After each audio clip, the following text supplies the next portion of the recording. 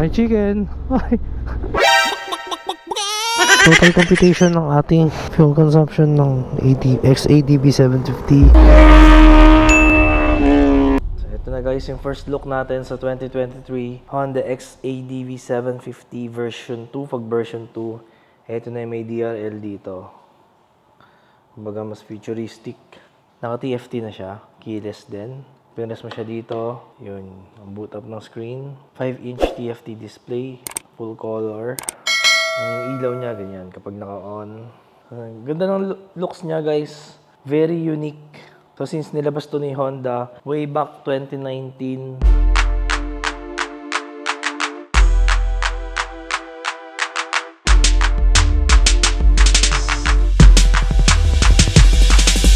Yun yung rear light niya.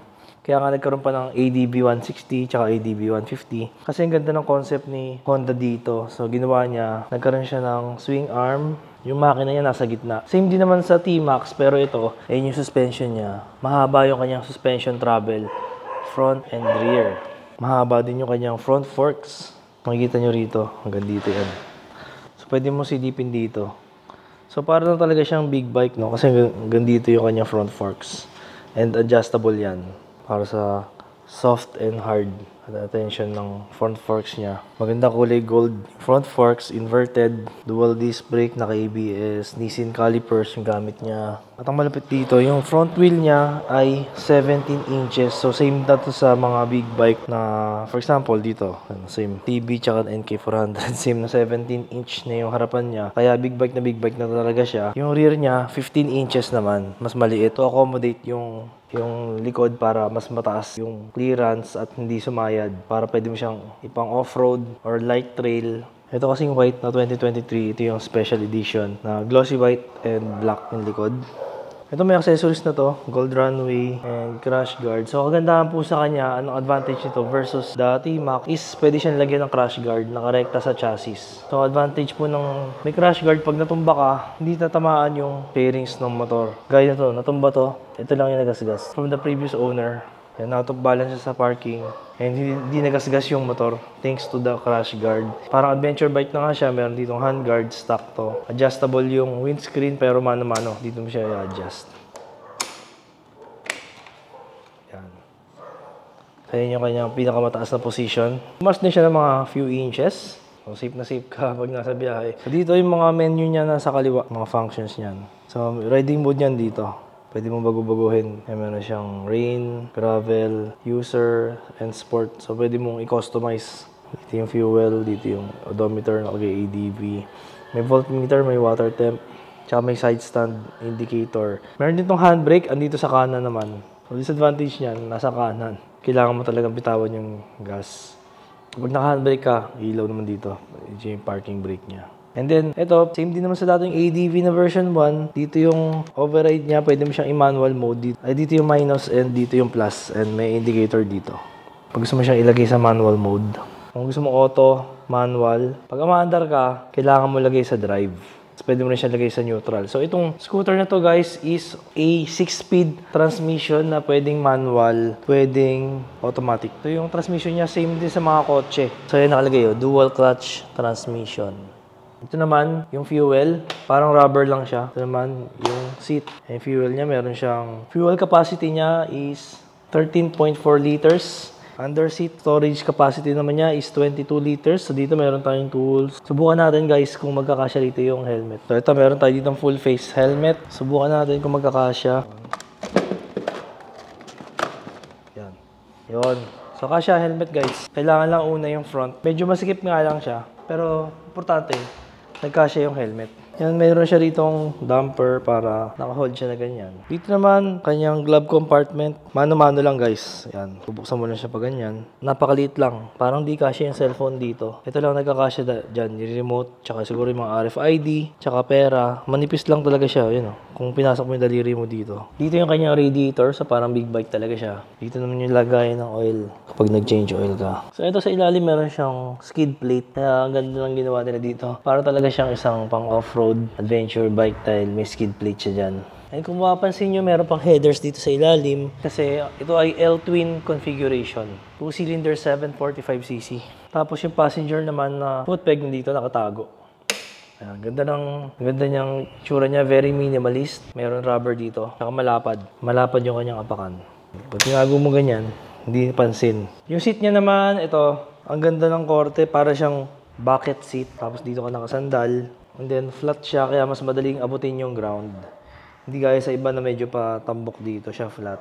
Malapad din yung upuan para sa back ride. Nung ginamit lang namin siya sa Baler long ride, natalisikan ng putik si OBR. So maybe because ito, manipis kasi yung dito niya. Kung titignan mo dito, narrow yung profile niya. Unlike sa T-Max, palapad yung dito niya. Kaya yung tubig most likely masasalo nung body. Ito, masyadong sporty. So narrow talaga magkapansin nyo dito. Kaya yung putik, tumalsik hanggang sa binti niya. So keep that in mind na kapag tag-ulan, hindi naman sobrang lakas ng ulan nun, pero tinasikan siya ng putik hanggang sa dito, may putik. So kahit stock fender to, umabot yung putik hanggang sa likod niya. Tapos siguro dahil sa dual sport tires, mahakot ng putik yan. Pero overall, bukod dun sa talsik ng putik, para sa akin, ang sarap gamitin ng scooter na to. Nag-enjoy ako dito sa scooter na to. Yun nga lang, medyo pricey para sa isang scooter.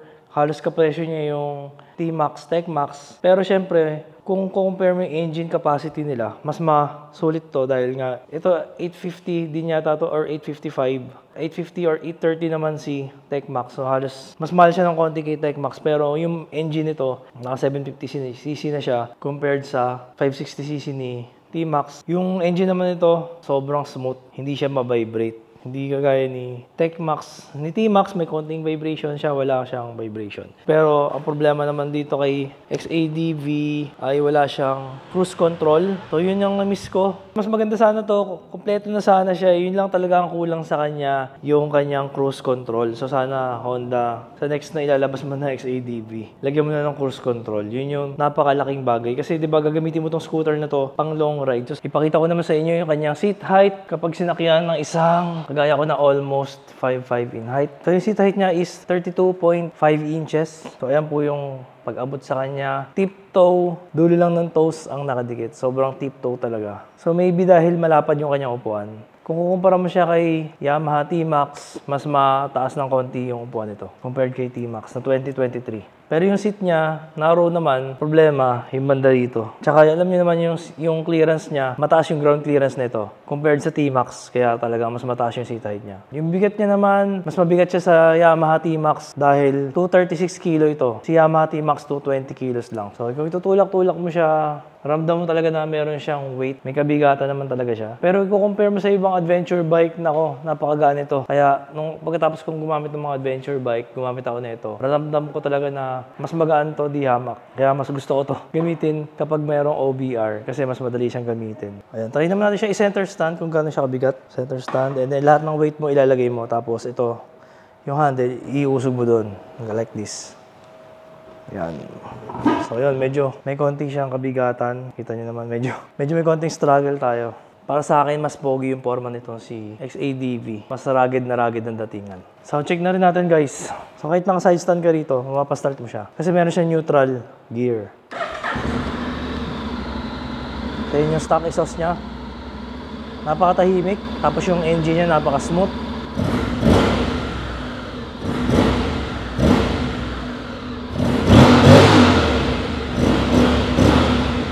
Ay mga katingin, ito yung ating first ride dito sa ating newly acquired 2023 XADV 750. Ito yung special edition white and black, nakalagay din dito, special edition. So I think nung 2023 lang siya nilabas. Ngayon natin nakapag-review na tayo, pero ano pa, way back mga 2020 pa yun eh. First gas up na muna tayo, tapos alamin natin yung kanyang fuel consumption. Ngayon kasama natin si OBR. So try natin pindutin yung fuel. Oh, ang galing, no? High-tech, automatic. Ayun. So yung takip niya, pares din ng ADB 150 yung takip. Expensive ng fuel dito, 74.90. Grabe, sa amin ano lang, 60. Kaya. So kunin natin ngayon yung fuel consumption nito. Ang dami nagpapagas. Ito yung tinakbo natin. Current auto reading 4,922. Dito masyadong glossy. Sana ito naka matte black. Maganda i-wrap yan para hindi magasgas. So may kataasan siya, pero napansin ko sa seat height niya mas bumaba na compared sa dati. Parang numipis yung foam. Ito auto natin ngayon 4,926. So mamaya pag uwi natin, full tank natin ulit para makuha natin yung average fuel consumption using the full tank method para talagang eksakto. Kasi sinasabi dito hindi siya accurate. Ito na average fuel consumption. Nakalagay dito 23.6. Tingnan natin kung magpaparehas yung average fuel consumption niya.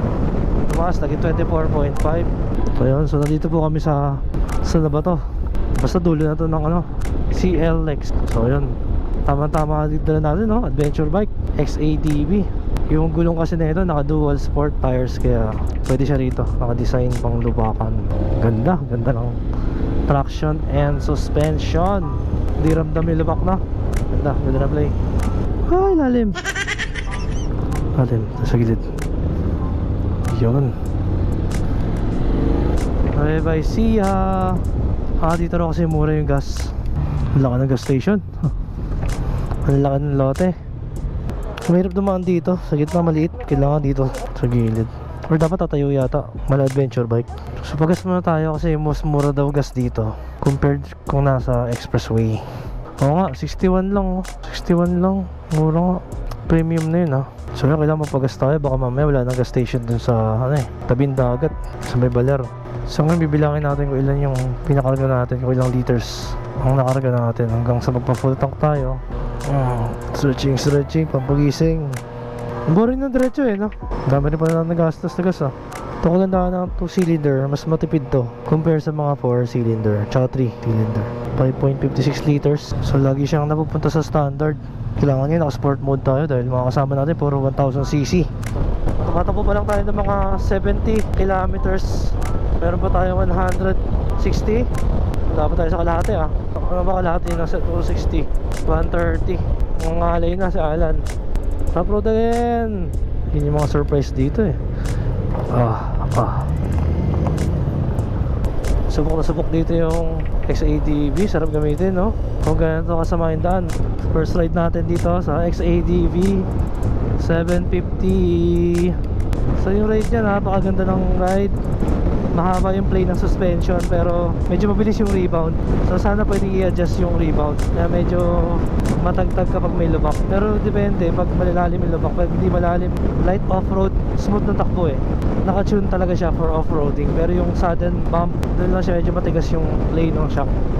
Tapos hindi siya ganun kabigat. Lalo pag tinutulak mo, kapag umaandar na, magaan talaga. Ang ganda ng handling guys. So, para masarap din gamitin sa twisties. Mamaya masusubukan na sa twisties. Napakaganda nung nilagyan dito ng hood yung kanyang instrument panel. Kasi kita-kita mo talaga merong parang bubong dito. Tapos kita-kita mo yung panel niya. And surprisingly, 2-cylinder siya pero mas smooth yung makina niya compared kay T-Max. Si T-Max medyo meron pa siyang vibration na pag high RPM, mid to high may vibration na. Dito kay XADV, mid to high, talagang smooth lang siya Very minimal yung vibration niya. Maganda yung pagka-balance ng engine. So kanina try natin tumakbo ng mga 150. Okay naman, kayang-kaya naman ng XADV. Hindi naman sobrang persado. Pero kung i-compare mo siya sa mga 1000cc na big bike, talagang sa 1000 relax na relax yung makina. So yun yung disadvantage ng nasa middleweight. Mag-i-struggle ka sa high speed. So keep that in mind na kung more on high speed ka, less rough road, less low speed or less traffic, mas maganda talaga yung mga 1000. Pero kung less straight, mas madalas ka sa mga lubak and traffic, mas masarap tong middleweight kasi magaan, mas matipid sa gas. Try natin i-override. Hindi siya pwedeng i-override, kailangan lagyan mo talaga sa manual. Hindi siya kagaya ng mga kotse na kahit naka full auto pwede mong i-override ng paddle shifter. Yung paddle shifter niya by the way nasa left hand, photos lang siya na dito sa passing light, at yung isa nasa ilalim ng horn. Kaya medyo nakakalito na yung interface niya sa left hand dahil nagsama-sama na rito, sobrang dami, sobrang busy. Kung sa low speed, madali lang din siyang maneuver. Kaya pag low speed, ramdam mo yung clunking ng kanyang shifting ng transmission niya, ng dual clutch transmission or DCT. Pero hindi naman siya nakaka-bother. Pero yun nga, mas matibay ang DCT kasi meron siyang clutch and meron siyang chain. So mas matibay siya compared sa belt. Kaya kung gagamitin mo talaga ng pang Philippine look, mga malayuan talaga, mas durable talaga yung chain. Medyo mahaba rin yung wheelbase niya, kaya sa twisties kailangan sasagad ka talaga sa opposite side bago ka pumasok. Late entry ka dapat sa corners, lalo tight corners.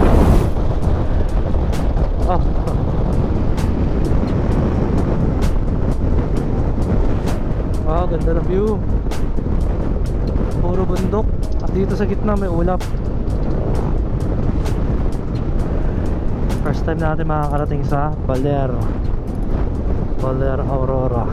Makikita mo na dito yung Pacific Ocean sa dulo, nasa gilid ng east side yata to eh. Bongabon, Nueva Ecija. Tindi ng twisties. Ninervous ako. Ba't naman? Ano naman lock? Picture taking to. Ito yung landmark. Ito na yung Bongabon. Picture taking tayo dito. Hindi siya kasi smooth ng CVT. Dito lumalabas yung kanyang weakness sa twisties. Tight corners ng DCT. Medyo naaalangan siya pag low speed. Alam mag-overshoot eh. Ang tindi oh. Siko.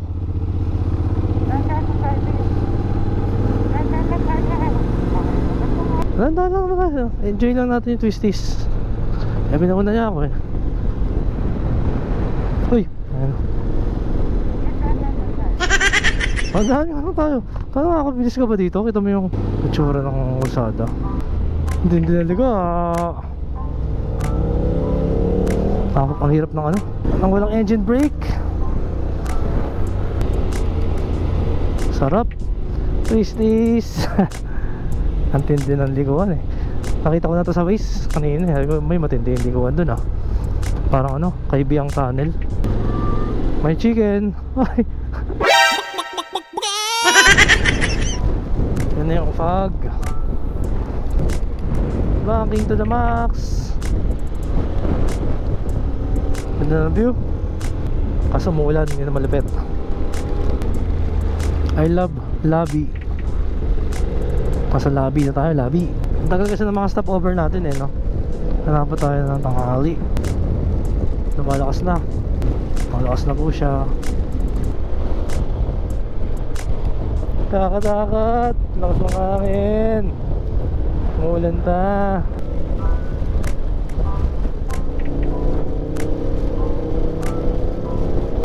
Beach, ganda ng view. View. Ay! So ito na naman, pa-full tank na tayo ulit. Sa pauwi na tayo guys. Kailangan ma-full tank na ulit natin kasi dito mura din ang gas dito, 60 pesos lang per liter. Samantalay na natin, mamaya mahal na yung gas dun eh. So ngayon marami-rami tayo nagamit. So 5.93 liters, more than 10 liters na tayo. Ayun, to Manila.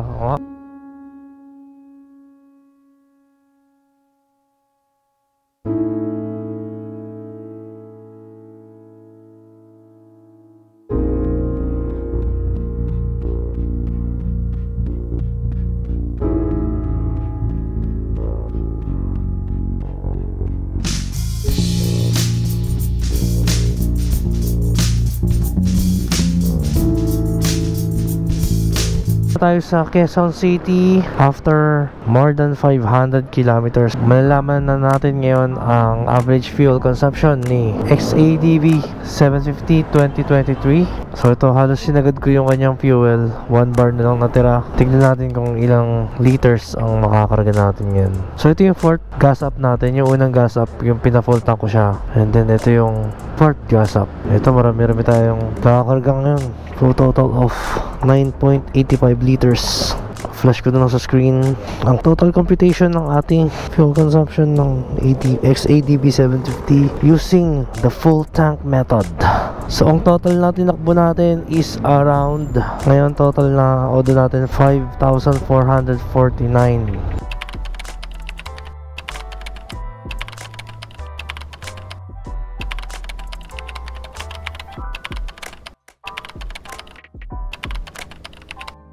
So kung para sa akin, kung tatanungin niyo ako kung sulit ba ang 2023 Honda XADV 750 para sa halagang 850,000. Para sa mga features niya, siya lang naman ang meron right now, 750cc na adventure style scooter. Worth it naman siya, kailangan lang gustong-gusto mo siya para ma-justify mo yung price niya. Kita nyo naman yung forma, yung features niya, yung performance niya, and isa Honda, napakaganda ng quality, syempre. And magagamit mo to. Kung gusto mo mag long ride Philippine Loop, lahat ng gusto mong daanan, madadaanan mo dito. Kasi mas mataas yung ground clearance na ito dun sa ibang maxi scooters. And yung forma niya napaka-unique. So, depende na lang po kung meron tayong extra budget, go for this one. Pero sa akin, sa lahat ng na-testing ko, parang ito yung isa sa mga gusto kong pang long ride. Ito, sa lahat ng motor right now, lahat ng big bike, ito yung pang long ride na gusto ko, lalo kung meron kang back ride.